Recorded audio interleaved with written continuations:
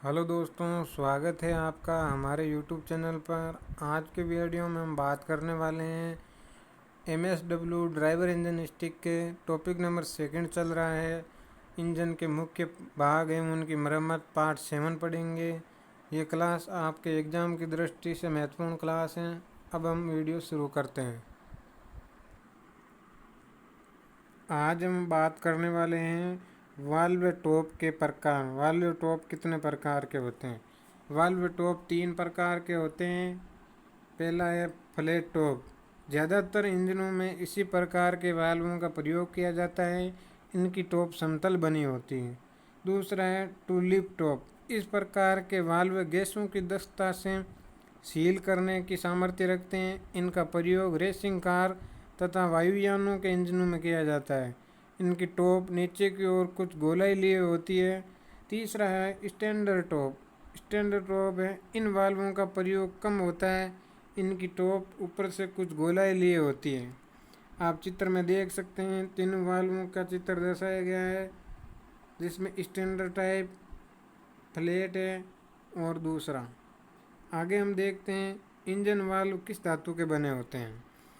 Inlet valve से ताज़ा मिश्रण ही अंदर आता है, अतः इन्हें हाई स्टेनलाइज एलॉय स्टील अथवा स्टेनलेस स्टील से बनाया जाता है।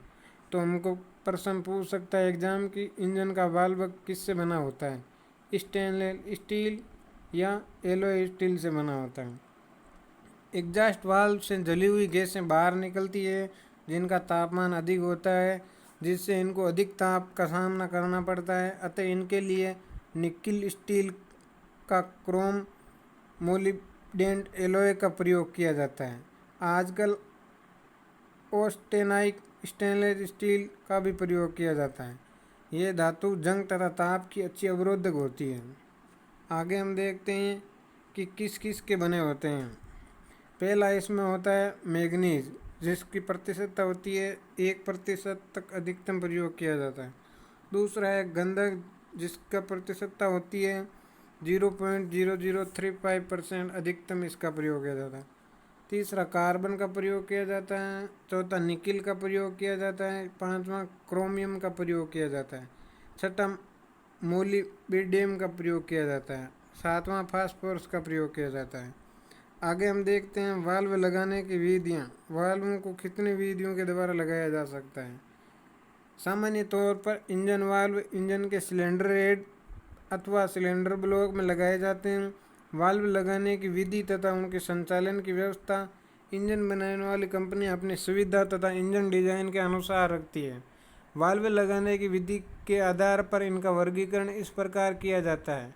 पहला है साइड वाल्व व्यवस्था।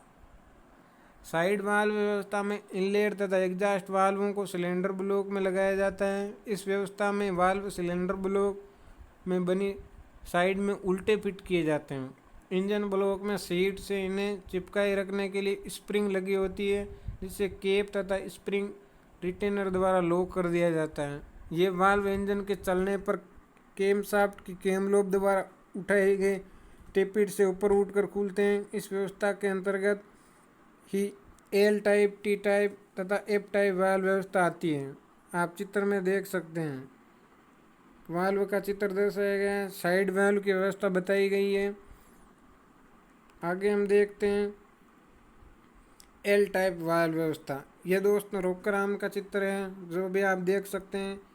एल टाइप वाल्व व्यवस्था में इनटेक तथा एग्जॉस्ट वाल्व सिलेंडर ब्लॉक में एक ही तरफ लाइन में फिट किए जाते हैं, इसलिए सभी वाल्वों के खोलने के लिए एक ही कैम शाफ्ट पर्याप्त होती है। इसके अतिरिक्त वाल्व खोलने वाले अन्य सभी भाग सिलेंडर ब्लॉक में ही रहते हैं। इस कारण ऐसे इंजनों में सिलेंडर हेड खोलकर टॉप ओवररोलिंग आसानी से की जा सकती है, परंतु इनका कन्वेंशन चेंबर छोटा ही रह जाता है, जो कि डीजल इंजन के लिए उपयुक्त नहीं होता है। एल टाइप आप देख सकते हैं इंजन वाल्व, यहाँ पे वाल्व लगा हुआ है, ये उल्टा लगाया जाता है। ये पिस्टन है, ये बोस है पिस्टन का, ये कनेक्टिंग रोड जुड़ी हुई है। आगे हम देखते हैं टी टाइप वाल्व व्यवस्था। टी टाइप वाल्व व्यवस्था में सिलेंडर ब्लॉक के एक तरफ इनलेट वाल्व तथा दूसरी तरफ एग्जॉस्ट वाल्व लगे होते हैं। इस प्रकार के इंजनों में 2 कैमशाफ्टों का प्रयोग करना पड़ता है, इसलिए ये सिस्टम महंगा पड़ता है, जिसका प्रयोग बहुत कम किया जाता है। आप चित्र में देख सकते हैं टी टाइप वाल्व व्यवस्था है। इसमें पहला इनलेट वाल्व इस साइड में लगा है और एग्जॉस्ट वाल्व इन साइड में लगा है, जो कैमशाफ्ट की गति से चलते हैं और टेपिट ऊपर नीचे होने से वाल्व खुलते हैं और बंद होते हैं। आगे हम देखते हैं एफ टाइप वाल्व व्यवस्था। एफ टाइप वाल्व व्यवस्था में इनलेट वाल्व सिलेंडर ब्लॉक में ही एल टाइप वाल्व व्यवस्था की तरह लगे होते हैं, परंतु एग्जॉस्ट वाल्वों को आई टाइप वाले वाल्व व्यवस्था की तरह सिलेंडर हेड में लगाया जाता है। प्राय इसमें एक ही कैमशाफ्ट का प्रयोग किया जाता है, परंतु कुछ इंजन ऐसे भी होते हैं जिनमें 2 कैमशाफ्ट का भी प्रयोग किया जाता है। इस प्रकार ये व्यवस्था एल टाइप वाल्व व्यवस्था तथा आई टाइप वाल्व व्यवस्था का मिला जुला रूप होता है।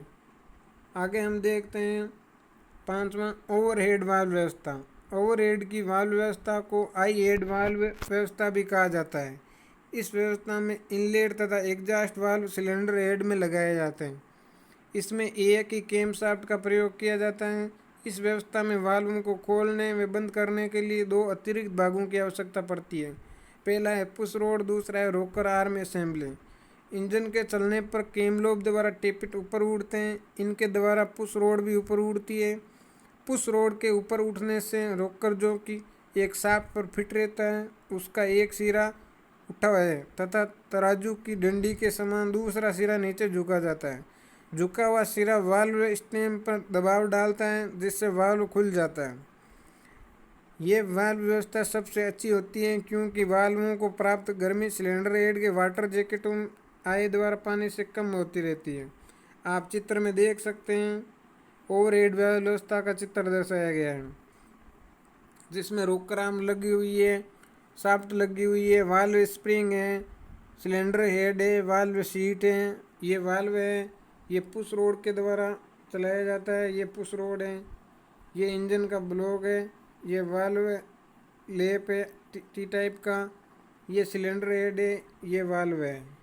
आगे हम देखते हैं कि सोडियम कूल्ड वाल्व है। हम जानते हैं कि एग्जॉस्ट वाल्व को बहुत ही अधिक ताप का सामना करना पड़ता है, इसलिए बहुत से भारी इंजनों में सोडियम कूल्ड वाल्व का प्रयोग एग्जॉस्ट वाल्व के रूप में किया जाता है। इस प्रकार के वाल्व की स्टेम खोखली बनाई जाती है। इसमें मेटेलिक सोडियम नामक कुछ पदार्थ मात्रा में भरा जाता है। सोडियम 97.5 डिग्री सेंटीग्रेड पर पिघलता है, अतः इंजन के चलने पर सोडियम गर्म होकर पिघल जाता है। वाल्व के ऊपर नीचे चलने से यह तरल सोडियम वाल्व हेड की गर्मी को नीचे स्टेम की ओर बढ़ता रहता है तथा स्टेम इंजन ऑयल द्वारा ठंडी होती रहती है। इसलिए सोडियम वाल्व अधिक ताप में भी कुशलता से अधिक दिनों तक कार्य करता है, परंतु इसके प्रयोग में काफ़ी सतर्कता की आवश्यकता होती है, क्योंकि खोखली स्टेम के क्रैंक होने अथवा टूटने की स्थिति में बहुत बड़ी दुर्घटना हो सकती है। सोडियम पानी के साथ मिलकर आग के रूप में फट सकते हैं। ये सोडियम कूल्ड वाटर का चित्र दर्शाया गया है, जो आप देख सकते हैं। आगे हम देखते हैं कि वाल्व स्प्रिंग।